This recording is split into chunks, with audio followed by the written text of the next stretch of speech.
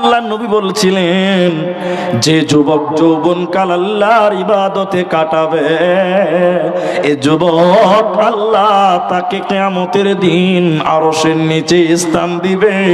এ যুবক হাসতে হাসতে জান্নাতে বিনে যাবে, কোনো চিন্তা রবে না, রবে না।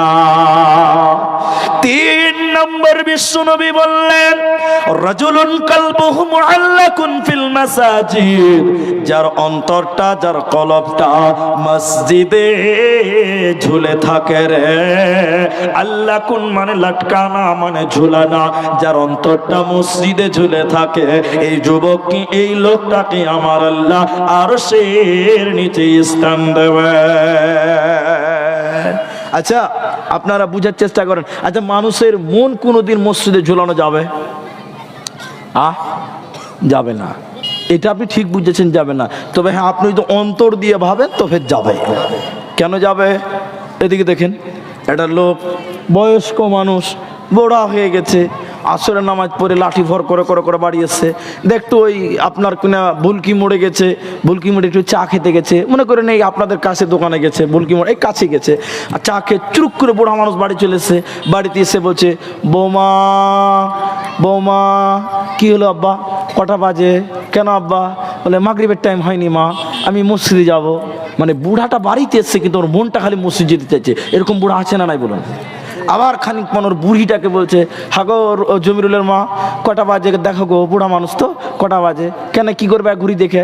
মাগরিবের সময় হয়নি, মসজিদ যাবো। ওর স্ত্রী বলছে, হ্যাঁ তুমি খালি মসজিদ করছো, আর যেতে হবে না, এখন টাইম হয়নি, অনেক দূর আছে। ফের খানিক পর পতিনটাকে বলছে, রোজিন আগে কটা বাজে দেখতো দেখতো, মসজিদে যাব। মানে বারবার খালি মসজিদ করে লোকটা বাড়িতে এসছে, মরে গেছে, কিন্তু লোকটার মন মসজিদে পড়ে আছে। এরকম লোক আল্লাহর জমিনে আছে না নাই বলুন? নবীজি বললেন, কত দামি লোক। নবীজি বললেন, রাজুলুন কলবুহু মুআল্লাকুন ফিল মাসাজিদ, যার অন্তরটা এরকম মসজিদে ঝুলে থাকে, এই লোকটা কিয়ামতের দিন আল্লাহ তাকে ডেকে ডেকে রিজার্ভেশন জায়গা দিবে। এর কোনো চিন্তা রবে না, রবে না। দেখবেন সমাজে কিছু লোক আছে, মসজিদ ঝাড়ু দেয়, মসজিদের দেখাশোনা করে। অনেক লোক আছে না নাই, জোরে বলুন। আমি একটা ঘটনা, একটা তারিখ বলছি। একটা লোক বিদেশ, নবীজি একদিন সফর থেকে এলেন, বিদেশ থেকে সফর করে যখন এলেন, এসে বলছেন, ও সাহাবীরা, ওই মেয়েটা কই, ওই মেয়েটা কই? সাহাবীরা বলেন, কোন মেয়েটা? বলে, যে মেয়েটা মসজিদ ঝাড়ু দিত, মসজিদ দেখাশোনা করত। সাহাবীরা বললেন, হুজুর আপনি বাইরে ছিলেন, মেয়েটা মারা গেছে, আমরা তার জানাজা দিয়ে মাটি দিয়ে দিয়েছে। নবীজি বলছেন, তোমরা তার কবরটা আমাকে দেখাও, আমি তার জন্য আল্লাহর কাছে ক্ষমা চাইব। বলুন সুবহানাল্লাহ। অতএব মসজিদের সঙ্গে সম্পর্ক করুন। কোন কাজটা করলে মসজিদে ভালো লাগবে, কোন কাজটা করলে মসজিদ ভালো লাগবে, দেখতে ভালো লাগবে, আল্লাহ খুশি হবে, মসজিদের সঙ্গে যারা ঈমান নিয়ে চলে, মসজিদের সঙ্গে যারা মহব্বত করে, এরকম ব্যক্তিকে নবীজি বলছে আল্লাহ আরশের নিচে স্থান দেবে, ওর কোনো চিন্তা হবে না, হবে না। কিন্তু বড় দুঃখ লাগে। আচ্ছা, মসজিদের সভাপতি, মসজিদের কেসিয়ার বেনামাজি আপনার দিকে আছে? আল্লাহু আকবার, কি যে হবে একবার ভাবি না আমরা। আল্লাহ কোরআনে বলেছেন, ইন্নামা ইয়ামুরু মাসাজিদ আল্লাহ। ওলামায়ে কেরাম আছে, মসজিদ কে আবাদ করবে এটা আল্লাহ সাজেশন দিয়ে দিয়েছে, আল্লাহ বলে দিয়েছে। এরপরও বেনামাজি যদি মসজিদের কেসিয়ার আর সেক্রেটারি হইতে কেমন হয়? আপনারা রাগ করবেন না আমার কথায়। এদিকে দেখেন, কিছু লোক দেখবেন সপ্তাহে একদিন নামাজ পড়ে, ওই লোক হয়েছে মসজিদের সেক্রেটারি, আছে না? ও বেচারা 7 দিন মসজিদে না, শুক্রবার দিন সাদা পাঞ্জাবি পরে চলে গেছে, যে খালি মুলি সাহেব, মুলি সাহেব ড্রেনটা খুব গন্ধ করছে, পেশাবখানা গন্ধ করছে খুব। আচ্ছা, পেশাবখানা গন্ধ করবে না তা আতরের সেন্ট বাড়াবে? হ্যাঁ, ওকে কে বুঝাবে বলেন তো? পেশাবখানাতে গন্ধ বাড়াবে না তো কি বাড়াবে বলেন? তার মানে বলতে যে মুলি সাহেব তুমি কেন হওনি পেশাবখানাটা? এরকম লোক আছে না নাই বলেন? মুলি সাহেব মসজিদের কাজগুলো খুব নোংরা হয়ে আছে, দেখতে পান না নাকি? আবার কিছু কিছু লোক বলছে, মুলি সাহেব আপনাকে করতে বলছি না, ছেলে পেলেকে তো আপনি করাবেন। কত চালাক! আল্লাহু আকবার, আল্লাহ মাফ করুক, সকলে বলেন আমিন। তিনটা হলো। 4 নম্বর নবীজি বললেন, শোনো হে পৃথিবীর লোক, তোমরা শুনে নাও, দিনের জন্য বন্ধুত্ব করে, দিনের জন্য শত্রুতা করে, এইরকম ব্যক্তির জন্য রয়েছে সুসংবাদ, আল্লাহর আরশের নিচে স্থান রবে, কোনো চিন্তা রবে না, রবে না। আচ্ছা, আমি এই গ্রামে এলাম খুদুরগাছি, এখন এখানে কাউকে যদি বলি ভাই আমি আপনার বাড়িতে একটা রাত থাকবো, থাকতে দেবেন না? দেবে কি দেবে না? দেবে। আলেম মানুষ, বক্তা মানুষ, এক রাত থাকবে তো সৌভাগ্যের ব্যাপার। আমি তার বাড়িতে গেলাম, তখন বলছে মাওলানা কি খাবেন বলেন, রাত 1টা বেজে গেছে জালসা শেষ করতে করতে, কি খাবেন মাওলানা? ভাত খাবেন, রুটি খাবেন, চা খাবেন, কফি খাবেন, কি খাবেন? আচ্ছা, ও আমাকে খালি বলছে খাবেন খাবেন খাবেন খাবেন খাবেন খাবেন। আচ্ছা, ও আমার সম্পর্কের ভাই লাগে না কে লাগে? কেউ আছে? কিচ্ছু নাই। ও এত খাবে খাবে কেন করছে বলুন তো? এটা দিনের জন্য মহব্বত। কিসের জন্য বলুন? দিনের জন্য মহব্বত। তো নবীজি বললেন, শোনো, যারা দিনের জন্য মহব্বত করে, দিনের জন্য বন্ধুত্ব করে, আর দিনের জন্য শত্রুতা করে, নবীজি বললেন এই লোককে আল্লাহ আরশের নিচে স্থান দিবে বন্ধুরে, কোনো চিন্তা রবে না, রবে না। মা আমার, বোন আমার, শুনেলেন 7 জন ব্যক্তিকে আরশের নিচে স্থান দিবে, তার 4টা বলে দিলাম, এবার আর রইল 3টা, ভালো করে শুনবেন। 4 নম্বর নবীজি বললেন, ও যুবকেরা তো শুনে নাও, এমন একটা মহিলা, এমন একটা মেয়ে, ওই মেয়েটা দেখতে সুন্দর, ওই মেয়েটার বংশ অনেক বড়, বিরাট বংশের মেয়ে, মেয়েটা দেখতে বড় সুন্দরী।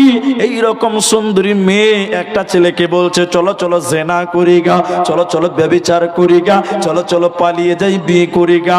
এত সুন্দরী মেয়ে, বড় লোক, বড় বংশের মেয়ে, একটা যুবককে বলছে চলো জেনা করি গা, ব্যভিচার করি গা। ওই সময় যুবক যদি বলতে পারে, বনরে ইন্নী আখাফুল্লাহ, আমি আল্লাহকে ভয় করি, বোন আমার, অতএব আমি এ গুনাহ করতে পারবো না, পারবো না, পারবো না। তো নবীজি বলছেন, যুবক রে, তুমি সুন্দরী ধনির দুলালিকে যদি ফিরিয়ে দিতে পারো, বলতে পারো আল্লাহকে ভয় করি, সেই যুবকের জন্য সুসংবাদ, আল্লাহ তাকে আরশের নিচে স্থান দেবে, কোনো চিন্তা রবে না, রবে না।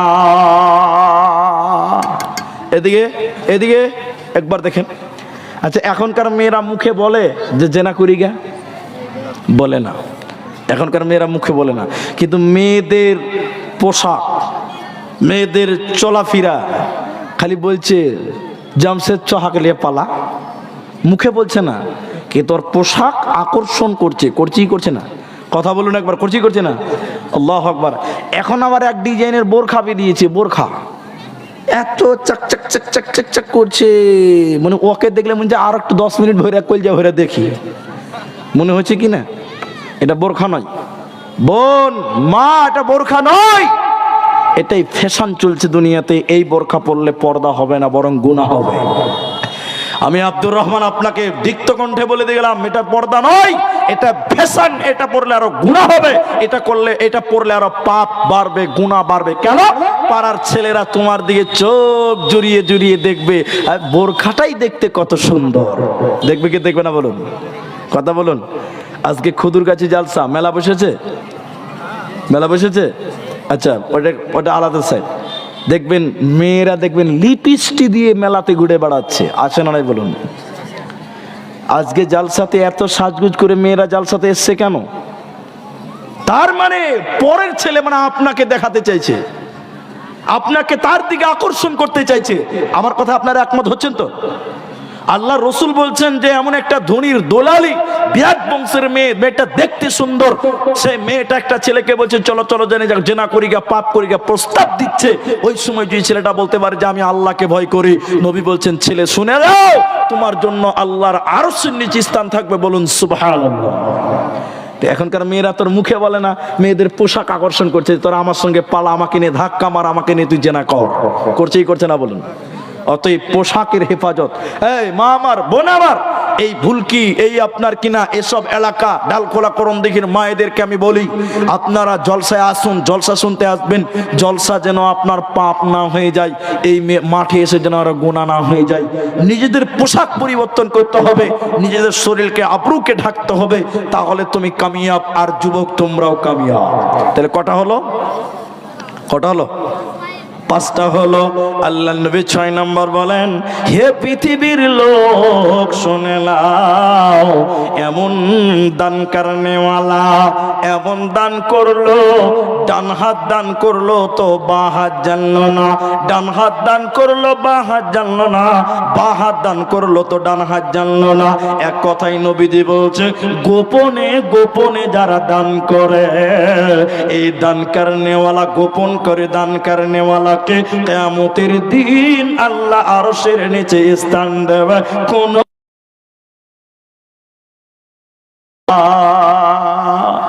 শুনেন, আমি কিন্তু বলিনি যে প্রকাশ্যে দান করা যাবে না।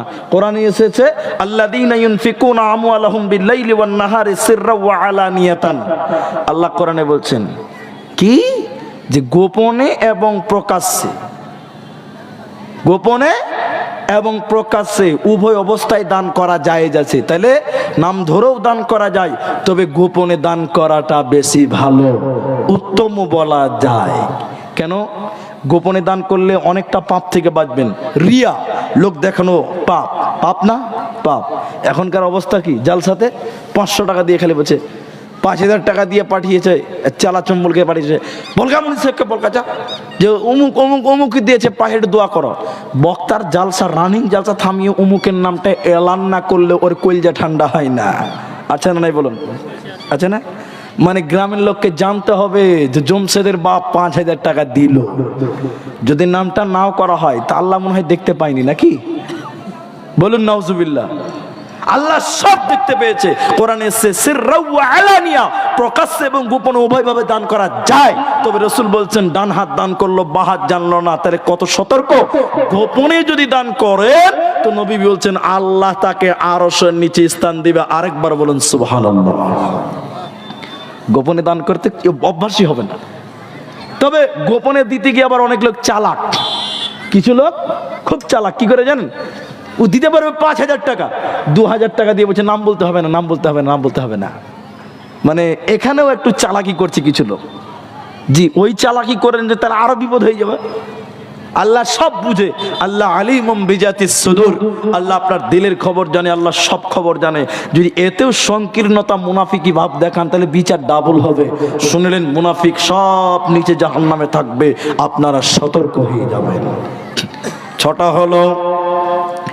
ভাই আমার, মায়ের আমার, 7 নম্বর নবীজি বলছেন, ওয়ারাজুলুন যাকারাল্লাহু খালিয়ান ফাফাযাতুহু আইনাহু। আল্লাহর নবী বলছেন, যে ব্যক্তি আল্লাহর ভয়ে কাঁদে, আল্লাহর ভয়ে যে কাঁদে, এই ব্যক্তিকে আল্লাহ আরশের নিচে স্থান দেবে।